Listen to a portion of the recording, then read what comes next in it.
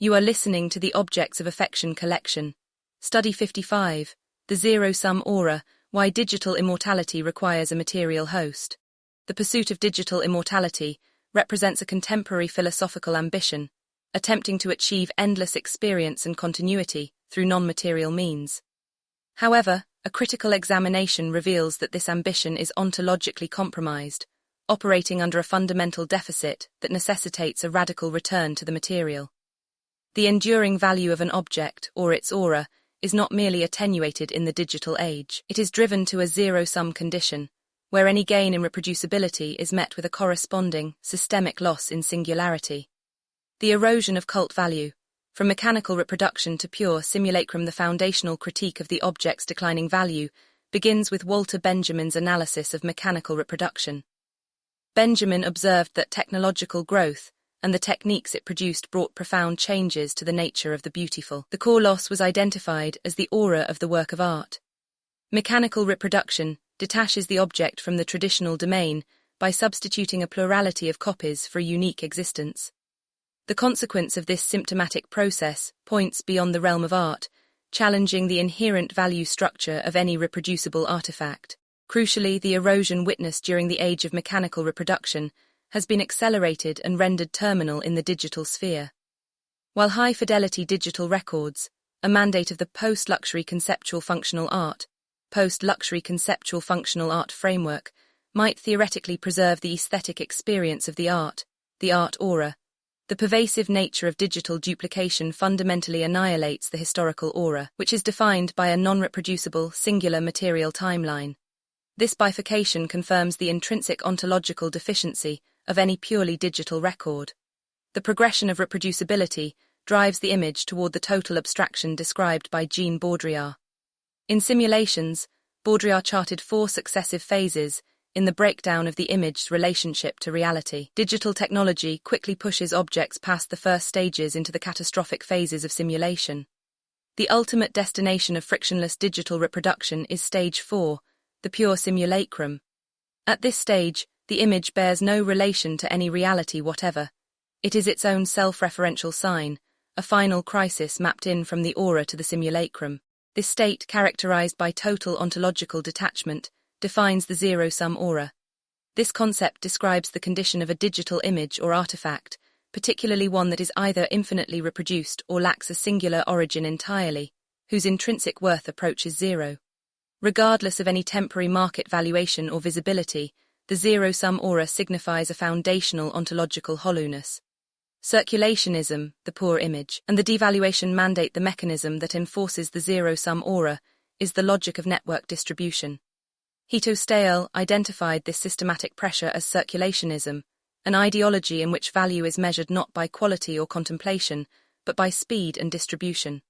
Circulationism aligns the visual image with the logic and flights of global capital, in which images accelerate even as they degrade. The consequence of this system is the poor image, a low-resolution, degraded file that sacrifices fidelity for fungibility. This systemic erosion is not accidental. It is the necessary cost of conforming to the circulationist model, demonstrating that digital entropy is woven into the very fabric of mass distribution. This crisis is the specific focus of Hito Steyerl and the Phygital counter-strategy study. The post-luxury conceptual functional art framework responds to this systemic condition with the Phygital counter-strategy, a direct structural refutation of circulationism.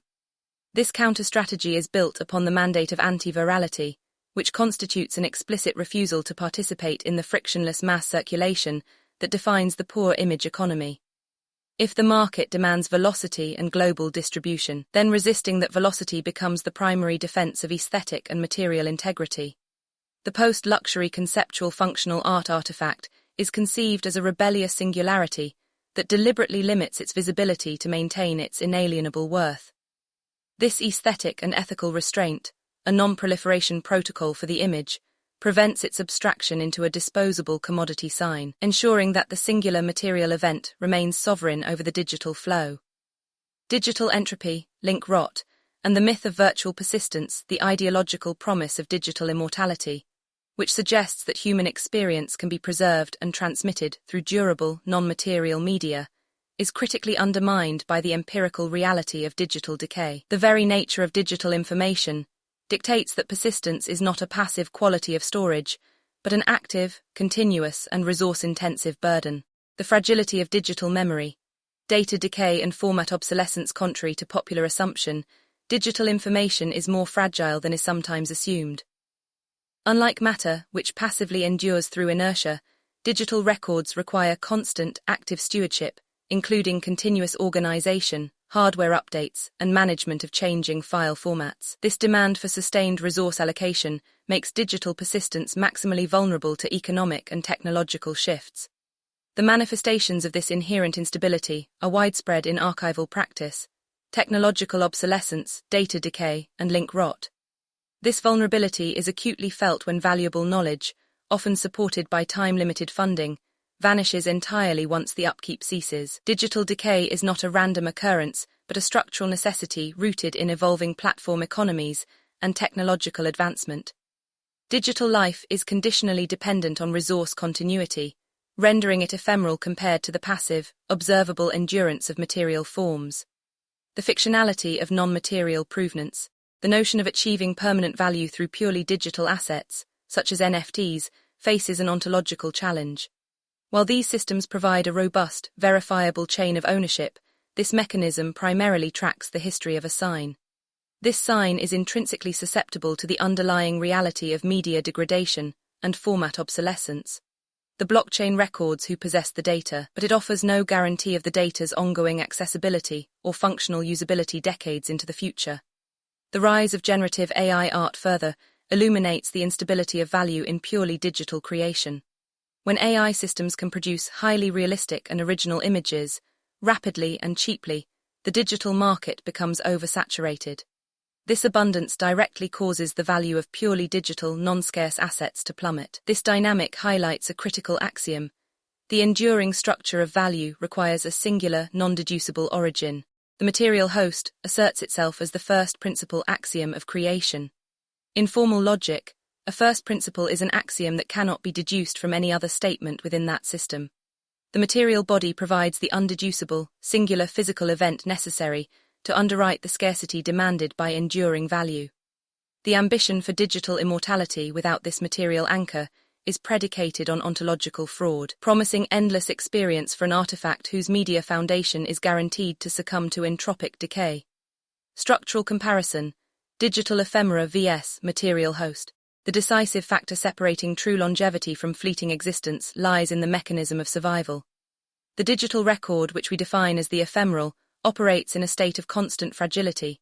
Its persistence is a labor of active stewardship, requiring continuous resource input and technical migration, making it highly susceptible to link rot, format obsolescence, and data decay. This digital entity is ontologically suspect, functioning merely as a derivative simulacrum, whose temporary value is tied to fungibility and velocity within circulationism. Critically, it exhibits high thanatopolitics vulnerability, facing administrative death when the economic resources for its upkeep run out.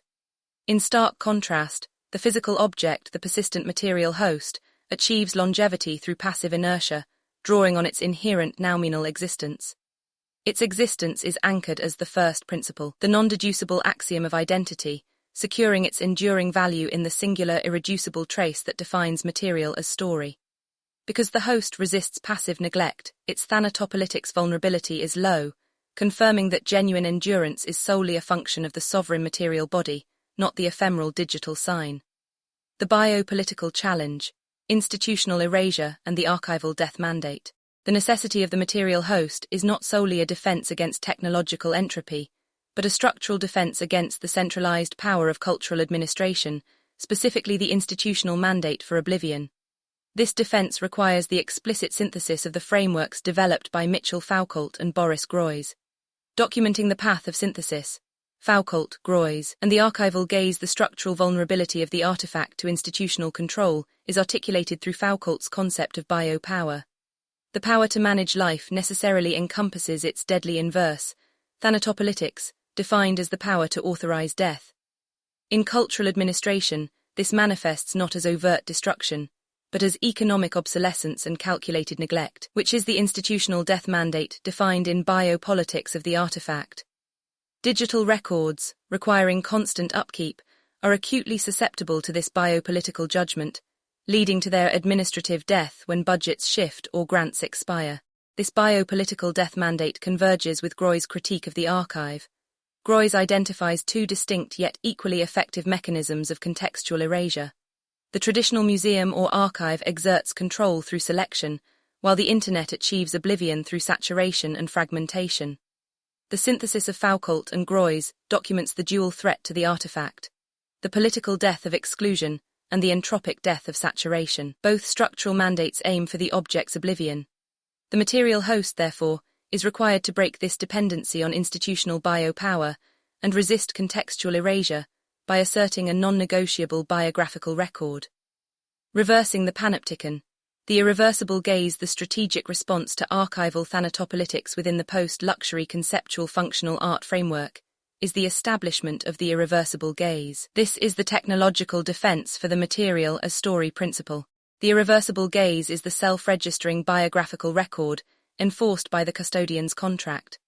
By securely registering every critical instance of the object's functional life, repairs, condition reports, ownership transfers, and uses, the system establishes a permanent, traceable provenance. This robust, data-rich record is engineered to resist the institution's traditional power to manipulate selective memory or define historical truth. This mechanism effectively reverses the panopticon effect. Instead of the institution observing and managing the object's life to assess its efficiency, biopower, the object's documented life monitors the institution's stewardship. The object's persistence record shifts the relationship, transforming the custodian from a sovereign monitor into a subject of the artifact's biographical history. By enforcing transparency, the post-luxury conceptual functional art framework strategically uses the need to maintain reputation to mandate the active preservation of the high-fidelity digital record. The irreversible gaze thus ensures the object's digital permanence by making its neglect an irrecoverable public liability for the custodian. The ontological mandate: materialism, trace, and the defense of singularity. The ultimate defense of the material host rests upon a metaphysical foundation that rejects the anthropocentric biases inherent in digital valuation. This foundation is supplied by object-oriented ontology (UO) and related new materialist critiques. Beyond correlationism, the noumenal existence of the object-oriented ontology (UO), a 21st-century school of thought, fundamentally rejects the privileging of human existence and perception over the existence of non-human objects. This position directly opposes correlationism, the post-Kantian tendency to reduce philosophical inquiry to the relationship between thought and being. OOO asserts a radical realism.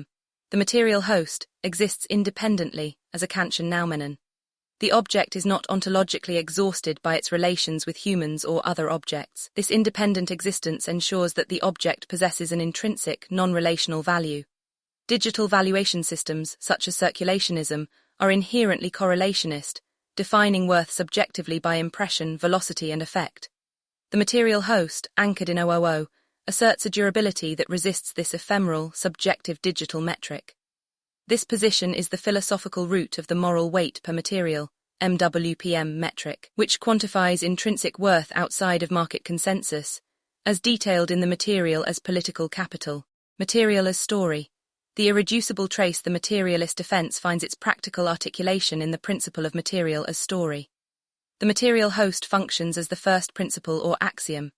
The digital record is always a derivative deduction, whereas the material body, due to its noumenal existence, UO, remains the unassailable originating axiom. The material as story principle asserts that the artifact's physical body carries its own biographical trace, the accumulated knowledge embedded within its material. This includes the history of its functional life, its use, its wear, and its repairs, which are physical events that cannot be fully abstracted into pure, standardized data sets. The high-fidelity mandate of the digital counter-strategy directly defends this irreducible trace. The post-luxury conceptual functional art framework insists that the archival data accurately capture the object's full texture and complexity, documenting its condition. By enforcing this epistemological rigor, the post-luxury conceptual functional art framework ensures that the digital record remains permanently tethered to the singularity of the physical object's ongoing existence. The digital counter-strategy and the sovereignty of the material host. The failure of purely digital systems to achieve enduring persistence, due to entropic decay and biopolitical mandates for erasure, necessitates the material tether. The post-luxury conceptual functional art framework's phygital counter-strategy provides the systematic architecture for achieving post-luxury permanence. Structuring permanence, the phygital counter-strategy defined. The phygital counter-strategy is the definitive response to the digital crisis of value degradation. It systematically manages the object's essential dual existence, as a unique physical entity and as a controlled, high-fidelity digital record. This strategy acknowledges that digital persistence, immortality, is a highly vulnerable active state, achievable only through the structural stability and passive endurance provided by the material body.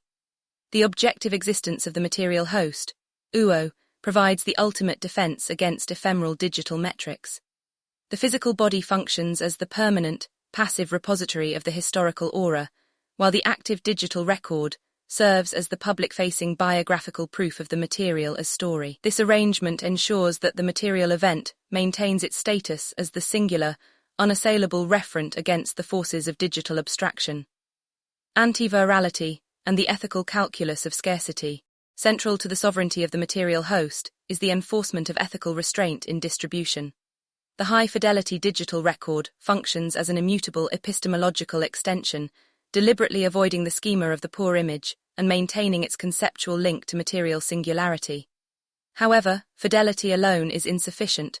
The record must be protected from circulationism. The anti-virality protocol, legally enforced by the custodian's contract, mandates a deliberately restricted distribution. This restriction is necessary because the pursuit of visibility and mass exposure, virality, is structurally antithetical to the preservation of singular worth. This establishes an ethical calculus. Post-luxury permanence requires resisting the market pressure for endless visibility. Anti-virality prioritizes durability and ontological scarcity over immediate, ephemeral gains from global circulation, thus positioning the artifact as a genuine, rebellious singularity in the sign-value system. Conclusion: reclaiming the aura through material anchoring. This study has established that the pursuit of purely digital immortality results in a zero-sum aura, destined for entropic collapse and biopolitical oblivion. The inherent ontological instability of the digital sign, traced from Benjamin's concept of the withering aura through Baudrillard's Stage 4 pure simulacrum, demonstrates that non-material persistence is conditional, volatile, and requires continuous, costly maintenance. Enduring, inalienable value and provenance demand a material host that serves as the noumenal, non-deducible referent, first principle/000. The post-luxury conceptual functional art framework successfully mediates this existential crisis through the phygital counter-strategy, which synthesizes the critique of Foucault's thanatopolitics and Groy's archival mandate with the defense of materialist ontology. By converting the fragile digital trace into an irreversible gaze, securely documenting the object's life and enforcing anti-virality, the framework ensures that the rigor of matter eternally hosts the digital record. Digital immortality, therefore, is not a victory of information over matter, but a conditional achievement dependent entirely upon the sovereignty and permanence of its material anchor. Authored by Christopher Banks, anthropologist of luxury and critical theorist. Office of Critical Theory and Curatorial Strategy, Objects of Affection Collection. This has been a study from the Objects of Affection Collection, a critical art research institution operating under the framework of post-luxury conceptual functional art. Read the full research at objectsofaffectioncollection.com.